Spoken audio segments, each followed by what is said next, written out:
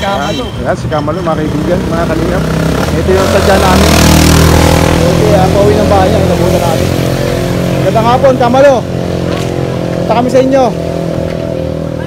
Punta kami sa bahay mo. May dala kami sa'yo. Ha? May dala si Brother Tony para sa'yo. Oh, Tawi, dala, may sakyan. wow. Ayan, tawid na kayo, tawid. Punta kami sa inyo. Dadala kami ng liwanag.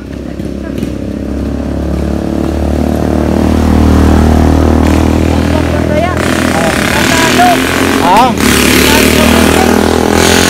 kaming konting grasya sa'yo. Ikaw talaga yung sadya namin. Buti nga, hindi pa umulan. Saan kayo galing yan? Mukhang may dala kayong kahoy. Ha? Kaingin. Nagkakaingin pa kayo. Ayan mga kaibigan, mga kalingap. Kasama ko yung kuya ko, si Brother Tony T, isang Lee Minister. Meron silang ibibigay kay Kamalo yung kasama niyang Lee Minister na si Bobet. Ayan, at alam natin kung ano yung ibibigay nila dito kay Kamalo.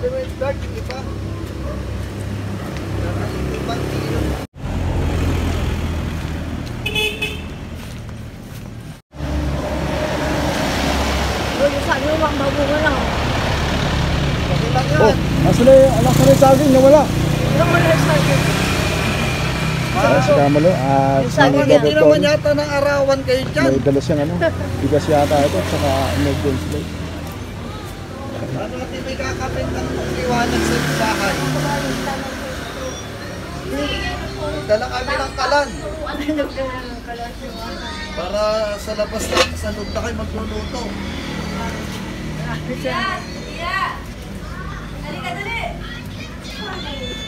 Hindi pala ko nagkala ninyo.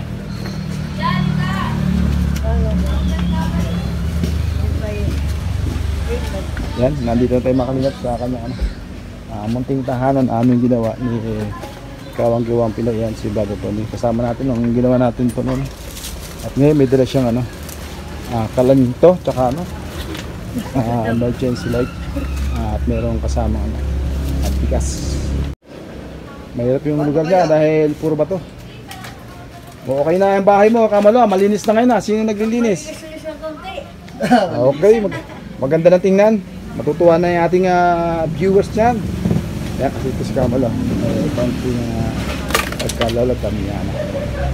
Buti hindi tayo naabot ng ulan mga kalingap. Madilim na. Ito, mayroong nag-sponsor ng kalan. Ano natin Emergency light. At may bigas. Solar. Si brother, isang Lee Minister, si Brother Bobit. Brother Bobet Diego. Gallego. Oo. Tsaka yan, aking kuya, si Brother Tony T, isang Lee Minister. Silang dalawa po yung nagtulong dito sa aming dala ngayon para kay Kamalo. Ayan, sila po yung mga humahayo sa mga sitio, sa mga bulbul-bulbul na kung saan hindi naabot ng mga pare, sila pinadadala para ibahagi yung salita ng Diyos. Dahil siyempre sa kawalan yung mga mahirap hindi nakakababa sa sa kabayanan. Kaya sila mismo na nagsasadya doon para ihatid ang magandang balita. Saan natin ilalagay itong kuwan, solar? Ngayon nakita nila yung vlogs natin na may mga kakulangan si Kamalo. Kaya napagkasunduan nilang dalawa Kala po, maliwanag na bigyan ito kaya. ng kalan. Matibay siya dahil metal, metal siya, hindi siya masisira. Yun ang ating dala ngayon. At ikakabit natin mga kaibigan, mga kalingap, yung dala nating emergency light para meron namang ilaw na yung bahay niya ni Kamalo. Yan Kamalo, may dala kaming ilaw si May kumpay dyan, may kutsilyo. Brother Tony para sa'yo. Dala natin ang dami. Yan po sa mga nais pang magpaabot ng tulong, yung may magagandang puso dyan, may ginintong puso, paabot ng konting blessing, pwede po natin itong lagyan ng ng pinto at yung pong loob ng bahay na binabaha at papasok ng lakas na tubig. Pwede natin konting lagyan ng mga 2 patong halbak, lagyan ng chlorine yung pinaka sahig na parang ginagalawan niya na Kung makikita po natin ay puro bato. Mamaya, Puro bato po ano, ayan, mga, dito po siya dati natutulog. Yan po, yung mismo pong area yan, yan, dyan po siya natutulog dati. Isang plywood lang. Sabi nga po sa atin ng mga kapitbahay nito na nakakilala, eh buti daw ano pumayag sa atin na tulungan dahil nga sa kahit sila mismo ay hindi daw tumatanggap ng tulong sa kanila si Kamalo. At buti naman na kumbinsin natin, siguro dahil nga sa kanyang dinaranas ng mga nakaraan na napakalakas ng ulan, siguro parang naisip rin na pagdesisyonan niya na tanggapin yung ating ano, na magawa itong munting tahanan ito. Ito naman po ang parang nakaka-discourage yung tarpaulin kasi medyo kinapos po kami sa plywood. Kasi yung plywood po namin dyan ay 4 lang. 3 po yung sa kapaligiran at isa po yung ginawa po namin pinakang papag. Kaya yan. Ngayon kaya kami gusto pang paabot ng tulong o blessing, pwede natin pong palitan yan. Yung kanyang ano, yung kanyang pinakandingding dito sa may tapat ng kanyang nahihigaan. Kumusta na pala Kamalo? Mabuti naman. Kumusta na sapol nung kami ay nanggayin natin yung bahay mo? Hindi ka na ba nababasa dyan? Ay, di. Wala. Nakakatulog na po ba kayo ng ano, mahimbing? Maayos na to. Oh, medyo maayos na nga at malinis na yung kapaligiran. Salamat naman po, medyo na magandang tingnan. Pwede ka na magkaroon ng manliligaw niyan. Gusto mo ihanap kita? Ay, dili. Parang may ano sila pagkain, may magbigay. Dili. Abo, ayaw nyo? Ayaw. Bakit daw? Patayin nyo. Okay naman. Maganda yung may kasama pag malamig may kayakap. Ayan, Kamalo, okay na ba sa'yo? Tingnan mo raw yung ano, ilalagay ni Brother Tony ilaw. Paghapon, nabubuhay po yan.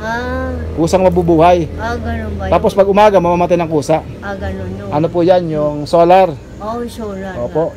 Nilalagay lang natin sa bubong yung ano, yung pinakang panel niya. Ito na lang sa gitna. Ali, tingnan po ninyo, halika. Sige po, kung saan po maganda para kita nyo. Turo nyo sa kanya kung saan nyo ano, komportable. Ayos na.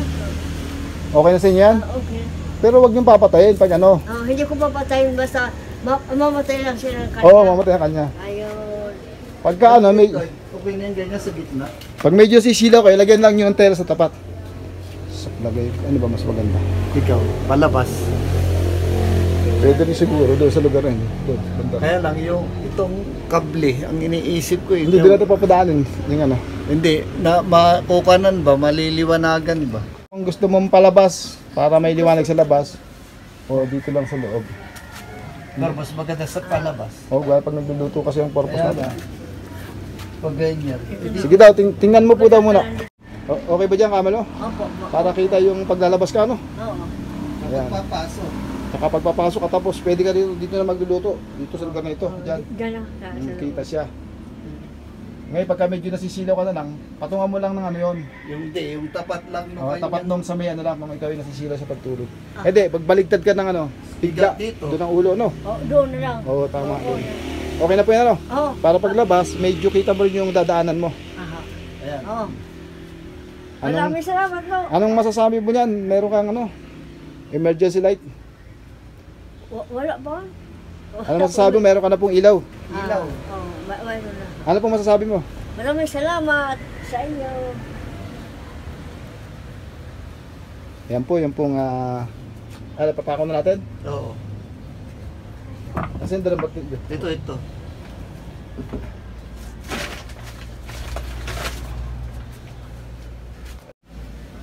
yan, kinakabit na po niya, no? Ni Brother Tony. Yung dalaw niya po. Yung kanya pong regalo kay Kamalon na solar. Unat yung kahoy. Yan po yung dalawa po silang minister na naghati dyan. Si Brother Bor Galyado. Ano Galyado yan. Yung dalawa. Tulong po nila kay Kamalon. Yan po emergency light. At yan po ano. Ito po. Yung pala na metal. Hindi siya masisira. At may bigas pa po yung nilayan. Yan. Meron pa palang rin. Dalawa na sa Pangunan. Salamat at pinabutan natin si Kamalo na saktong nagmamaniobra tayo. Siya naman ano, patawid. Buti hindi tayo inabot ng ulan. Yan, maintain mo yan Kamalo ganyan, malinis. Magandang tingnan eh. Oh. Parang dyan lang talaga tama yung solar na yun eh. Kasi parang dyan lang ang liwanag magagaling eh. Hindi, dyan lang talaga ang ayos niyan. Pwede mo lang siyang i-ko ng konti. Ayan. Ayan po. At meron na tayong pang-upload ngayon sa pagkakaloob po ni Brother Tony ng kuya at saka ni Brother Bobet ng solar at saka yan pong kalan. Ayan, metal na kalan at yung bigas. Maraming salamat kay Brother Bobet sa aking kuya, kay Brother Tony. Maraming salamat sa inyo na pagsuporta o pagkaloob ng napakalaking bagay po na mayroon na pong ilaw si Kamalo at mayroon na po siyang kalan na permihang magagamit. Hindi po katulad dito, tingnan naman po natin ito po siya nagluluto. Minsan pag malakas ang apoy pwede pumutok yung bato at mababasa po siya ng ulan. Ngayon po mayroon po dyan, kung maaraw gusto niya dyan sa labas pwede lang. Ngayon pag panahon ng maulan, tamang-tama dito na po niya ilalagay sa kanyang pagpasok para po hindi siya mabasa ng ulan. Maraming salamat po sa nagmalasakit. Bigyan si Kamalo ng ng solar light at 5 kilo bigas at yan nga po yung kalan na parang matagal pong papakinabangan dahil po metal. Kamalo, sino ng kahoy, nag-ipon nun? Nung kahoy na yun, sino nag-ipon? Yun po, yung mga kahoy nyo, yun, sino nag-ipon yan? Kayo? Ilang kaya? Hindi po yung kahoy? Oo yan. Yung mga kahoy, sino nagtabi? Kayo? Parang ito yung nakalagyan ng sampayan dito. Ha? Sampayan dito pa ganun. Ay, naka-automatic na yan? Ha? Auto yan. Buhayin mo daw, buhayin mo daw. Ayan, sige daw, buhayin mo muna. Ayan, malinaw po yan pagkagabi kasi maliwanag pa. Ito po yung ating ginawa. Ayan, ito po. Yung pong ilalim ay puro plywood. Ayan. Ito pong taas. Ilagyan na lang po natin ng ng trapal, pero doble po yung trapal. Ito, sinadya talaga natin para may konting liwanag at saka papasok ang hangin. Pero ang kapaligiran po talaga nito ay puro plywood. Ayan po. Puro plywood po yan. Ito lang po yung iba. Ito, trapal. Ito po, ayan. Isang buong plywood po ito. Ayan. Yung ginawa nating higaan para sa kanya.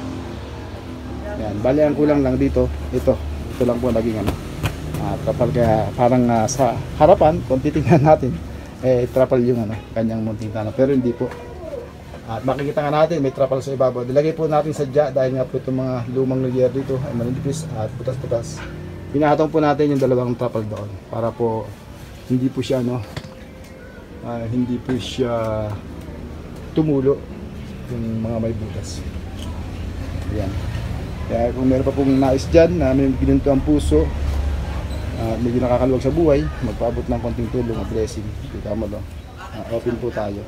Malagyan po natin ito ng flooring, yan, o kaya pintuan dito. At ito, palitan natin ito ng plywood.